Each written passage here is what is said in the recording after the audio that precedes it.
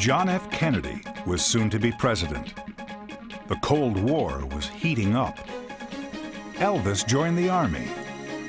Cars had fins. And fashion was, well, fashion. The year was 1960, and the star of the New York Auto Show was a two-seat sports car from Sweden. Right from the start, the Volvo P1800's Gran Turismo character was welcomed in America. The talk of the 1960 New York Auto Show, the P1800 captured the attention of the American driving public.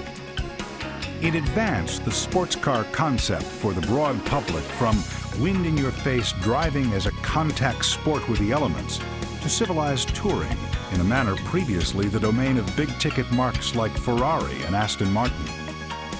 Hundreds of people wrote checks for the full purchase price at the New York Auto Show. Those early enthusiasts would be in for a wait, however, as their P1800s would not arrive for another year. Indeed, showing one car and mass-producing many proved to be two very different challenges. Unfortunately for all those eager to buy P1800s, Volvo had a shortage of production capacity in Gothenburg and could not build them in Sweden. Enter Jensen Motors of England, a private production facility. Already producing Austin Healey's along with other limited production models for British Motor Corporation, Jensen was given a contract to produce the first 10,000 P1800s. By 1961, P1800s were at last arriving in meaningful numbers on America's shores. In road testing the P1800, Car and Driver wrote, "The outward appearance of the car expresses in smooth-flowing lines the smooth-flowing performance of the machine. From our perspective, the P1800 seems to have all the makings of a winner. From its attractive egg crate grille to its kicked-up rear fenders, it looks trim and fast, promising and delivering performance."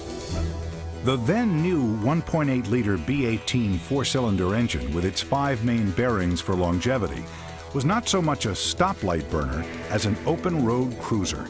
Top speed was 105 miles per hour with a 0 to 60 mile per hour time of just over 13 seconds. Road and Track wrote, "In doing that for which it was intended, fast, steady cruising, the P1800 is superb, and it gave us the impression that it would run forever at near maximum speed." Car and Driver, in its evaluation of the 4-speed manual transmission with optional overdrive, wrote, "The 4-speed all-synchromesh transmission deals quickly and effectively with any road situation. The ratios are well suited to the engine and weight of the car, and the lever movement is crisp." Minor modifications aside, the P1800 suspension, except for the front and rear coil springs and shock absorbers, had been borrowed intact from the 122S.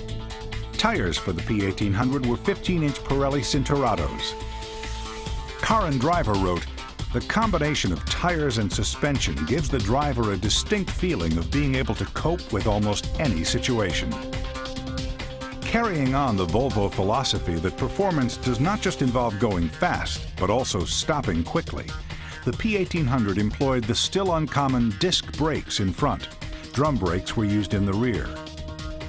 Road and Track, in evaluating the P1800's braking, stated, "In at least one state and in much of the rest of the world, there are hardly any speed limits beyond those posed by the vehicle in question.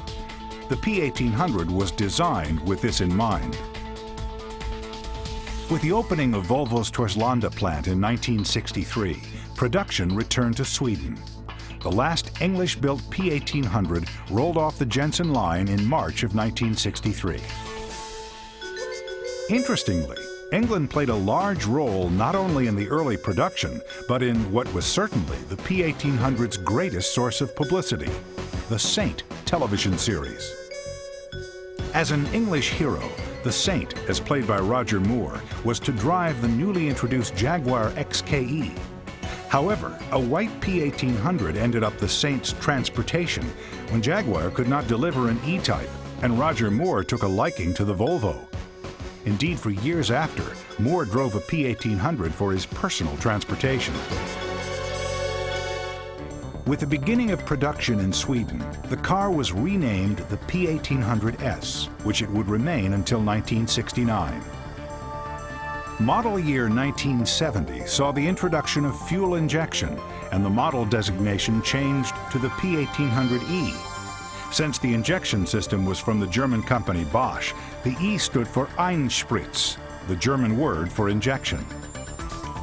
In 1971, Volvo introduced the P1800-ES with the P1800E Coupe still in production. A radical departure from the classic coupe, the P1800-ES offered America a unique sportswagon. Its distinctive lines, large rear glass expanse, and sporting character created an instant classic. In road testing the P1800-ES, Car and Driver wrote, "What the car enthusiast will need for those long weekends is a machine that comes as close as possible to sports car handling and response.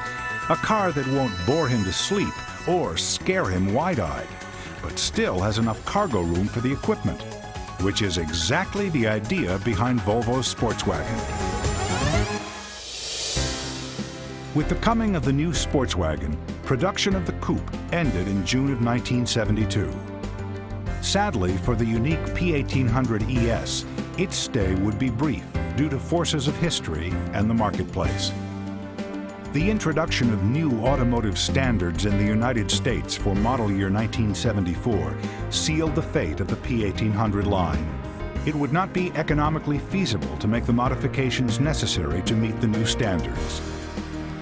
On June 27, 1973, the last P1800-ES built rolled off the assembly line, leaving the P1800 as a proud part of Volvo history.